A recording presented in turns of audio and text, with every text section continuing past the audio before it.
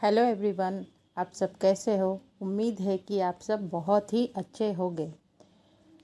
बच्चों, आज हम क्लास 6 का हिंदी पढ़ेंगे जो सेमेस्टर 1 से ली गई है। चैप्टर 1 दयालु शिकारी चित्र पाठ। बच्चों, इस चित्र पाठ में हम क्या पढ़ेंगे? चित्र पाठ का मतलब होता है कि चित्र को देखकर कहानी बनाना।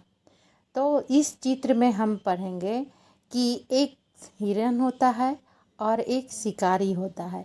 जो शिकारी जो है वह जंगल में आकर हिरन को शिकार करता है, यानी कि उसे मारने की कोशिश में शिकार करने आता है। ओके बच्चों, तो चलो अब हम पढ़ेंगे कि इसमें क्या बताया गया है। इस चित्र में कौन सी स्टोरी बताया गया है और क्या समझाया गया है। इसमें बताया गया है कि एक शिकारी था। एक दिन उसे हिरन का मांस खाने की इच्छा हुई।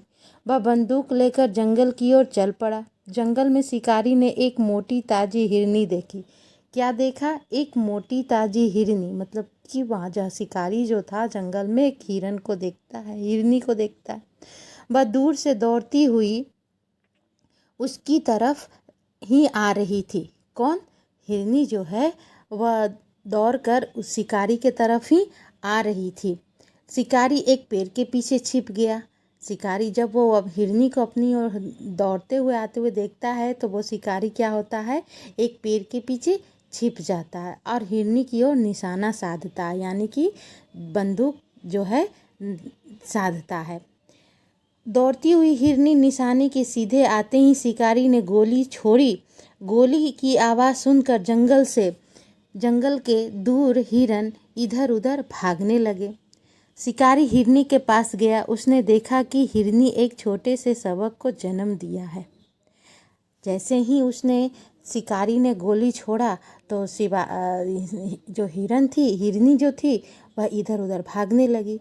जब शिकारी ने उसे गोली छोड़ दिया तो वो तो उसके पास जाएगा ना, तो वो दौड़कर उसके पास जाता है। उसने देखा कि शिकारी जो है देखा कि हिरनी के एक छोटे शावक को जन्म दिया है। शावक मतलब छोटे से बच्चे को जन्म दिया है। शिकारी की गोली हिरनी की टांग में लगी थी। शिकारी की गोली कहाँ लगी थी? हिरनी की टांग में लगी थी। हिरनी की आंखों में आंसू बह रहे थे। यह दृश्य देखकर शिकारी का दिल क्या होता है? भर आता है। उसे बहुत पछतावा होता है। जंगल से कुछ दूरी पर ही पशुओं के इलाज के लिए एक अस्पताल था। जंगल से कुछ ही दूर पर पशुओं का इलाज का क्या था? एक अस्पताल था। शिकारी हिरनी और उसके बच्चे को वहां ले गया और डॉक्टर हिरनी की टांग में लगी गोली निकाल दी और घाव पर क्या किया? मलहम लगा दिया। किसने? डॉक्टर ने। इलाज से हिरनी को आराम मिला और शिकारी जो है हिरनी के बच्चे के साथ जंगल में छोड़ आया। इस तरह शिकारी को बहुत ही पछतावा भी होता है और वह उसका इलाज भी करवाता है और फिर वही उसे जंगल में छोड़ आता है। कौन? शिकारी। देखो बच्चों, हमने तो स्टोरी पढ़ लिया। अब स्टोरी के अनुसार अब हम यहाँ पे क्वेश्चन आंसर का भी हम देखेंगे। ओके, सबसे पहले है कि इस चित्रपाठ में किस पशु की बात कही गई है? इस चित्रपाठ में किस पशु की बात कही गई है? तो हिरनी की बात कही गई है। किसकी कही गई है? हिरनी की कही गई है। आपने किन किन पशुओं को देखा?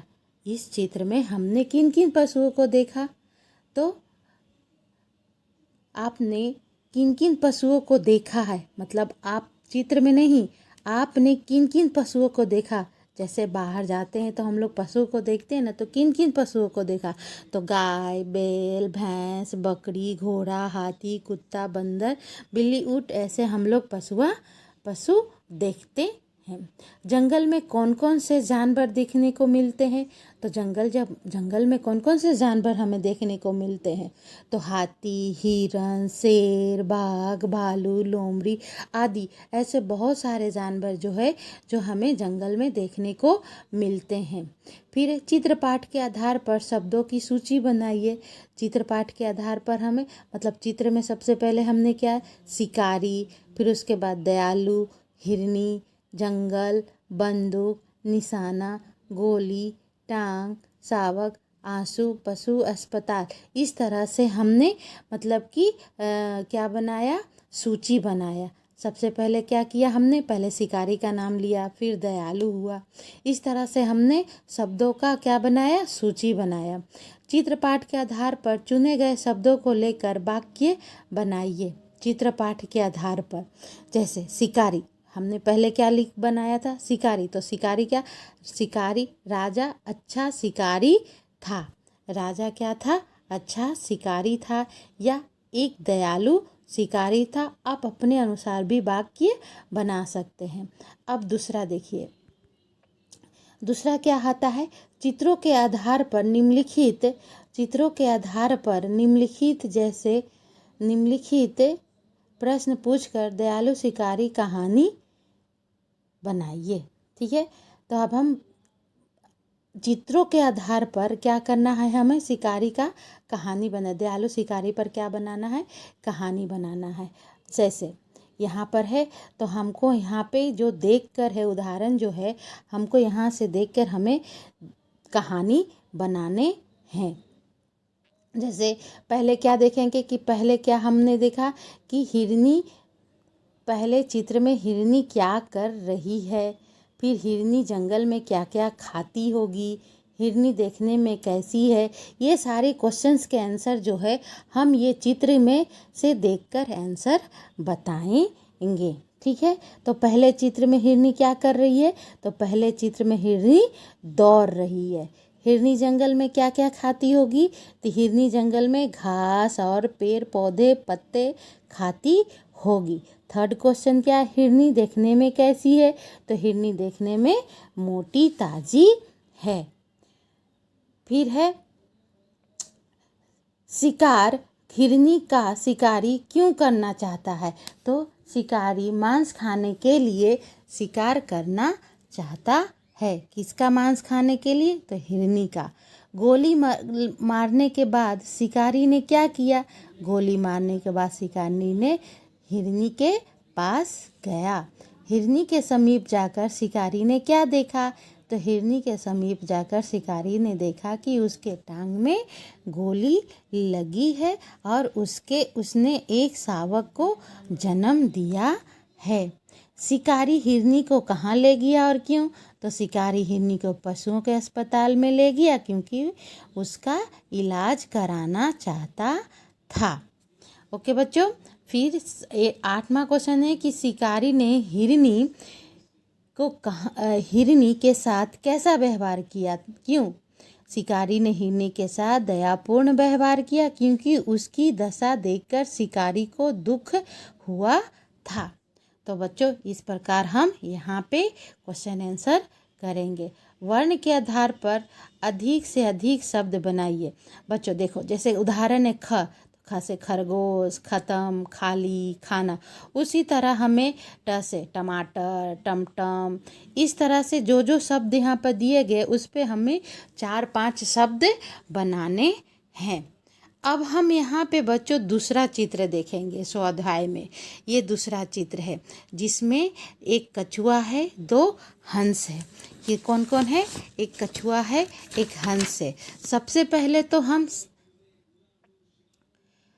नीचे 2 प्रसिद्ध कहानियों चित्र हैं, उनके नाम लिखकर कहानी लिखिए। सबसे पहले हम ये चित्र के नाम लिखेंगे कि ये चित्र का 2 कहानी है।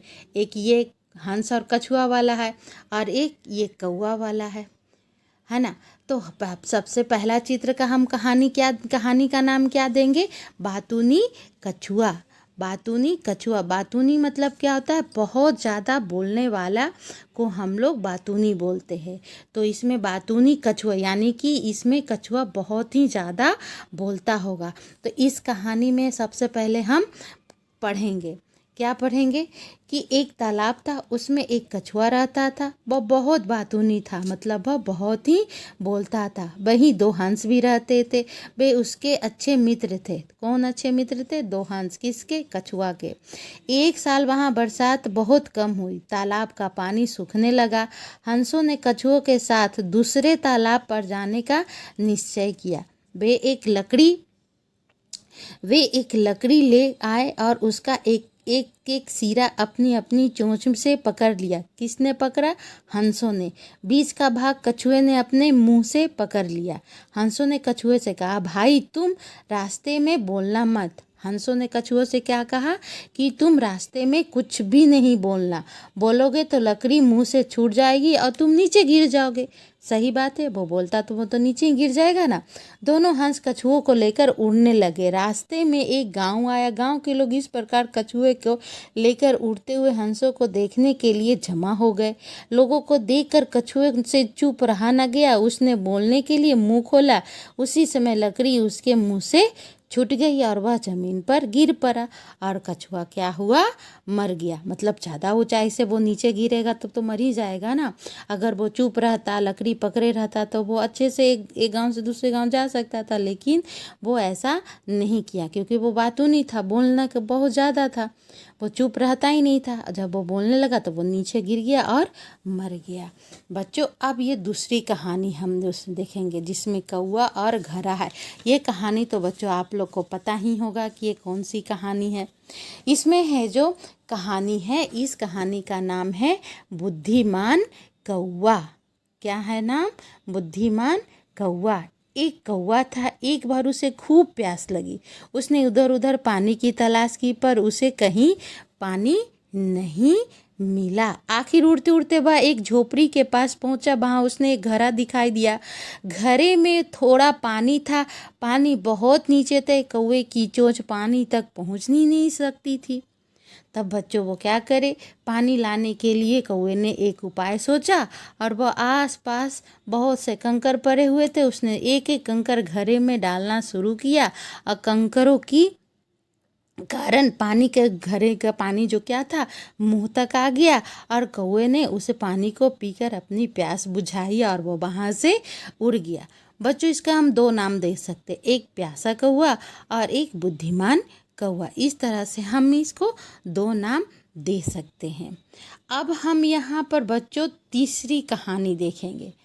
पहली कहानी हमने पढ़ा, दूसरी कहानी पढ़ा। अब यहाँ पर है तीसरी कौवा और लोमड़ी की कहानी बनाकर लिखिए। बच्चों, अब यहाँ पर हम कौवा और लोमड़ी की कहानी पढ़ेंगे। क्या पढ़ेंगे? तो इसमें पढ़ेंगे कि एक बार एक कौवा एक रोटी मिली। वह रोटी लेकर उड़ता हुआ एक पेड़ के डाल पर जा बैठा। कौन? कौवे। इतने में एक लोमड़ी पेड़ के नीचे आई। उसकी नज़र कौवे की रोटी पर पड़ी। उसके मुंह में पानी आ गया। उसने सोचा कौवे को मूर्ख बनाकर मैं उससे रोटी ले लूं। लोमड़ी से कौवे से कहा कि कौवा भैया कोई गाना सुनाइए ना, आपका गाना मुझे बहुत मीठा लगता है। कौन ये बात बोल रहा है? लोमड़ी। किससे? कौवे से। कौवा लोमड़ी की चालाकी समझ गया। उसे लगा कि लोमड़ी रोटी पाने के लिए नाटक कर रही है। कौवे ने अपनी चोंच की रोटी अपने पंजे से पकड़ ली और वह जोर से काँव काँव करने लगा। यह देखकर लोमड़ी आश्चर्यचकित रह गई। अरे, यह कौवा तो समझदार है। कैसे समझदार हुआ? कि उसने क्या किया था, कौवे ने रोटी को अपने चोंच से ना पकड़कर पैर के पंजों से पकड़ ली और मुंह से काँव काँव करने लगा। तो ये जो लोमड़ी था वह समझ गया कि ये तो बहुत ही समझदार है। ऐसा वह मन ही मन बोली और चलती बनी। फिर कौवे ने मज़े से रोटी खा ली। सचमुच अपनी झूठी बड़ाई सुनकर हमें गुमराह नहीं होना चाहिए। मतलब कोई भी हमारी जब झूठी बड़ाई करे तो हमें गुमराह नहीं होना चाहिए। हमें तो अपना पता ही है ना कि हम कैसे हैं, क्या है। इसलिए किसी की बातों में हमें नहीं आनी चाहिए। तो बच्चों, आपको देखे होंगे हमने कितने कहानी पढ़े।